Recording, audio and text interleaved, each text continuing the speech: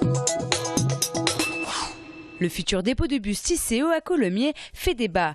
En effet, depuis que la municipalité de Colomiers a accordé le permis de construire en décembre dernier de cette plateforme logistique de 190 bus, des riverains du quartier des Ramassiers ont montré leurs inquiétudes et ont demandé de rencontrer les différentes parties prenantes de ce projet. Des inquiétudes liées aux nuisances sonores et lumineuses et au niveau de l'entrée de ce dépôt de bus. Nous avons pour objectif de déplacer l'entrée du dépôt de bus, mais également d'aménager des murs anti-bruit pour l'ensemble des riverains qui sont à proximité de ce dépôt et trouver des solutions pour limiter les nuisances lumineuses que va occasionner le dépôt de bus.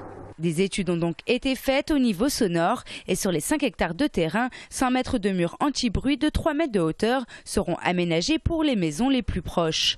Pour l'entrée du dépôt, c'est une autre histoire car selon la SMAT, changer l'entrée n'est pas au programme. Vous ne pouvez pas faire l'entrée n'importe où. Et c'est quand même situé à 45 à 50 mètres des premières habitations. Premières habitations qui sont protégées dans le cadre de la ZAC déjà par un merlon de terre, si vous voulez, qui normalement fait une fonction anti-bruit.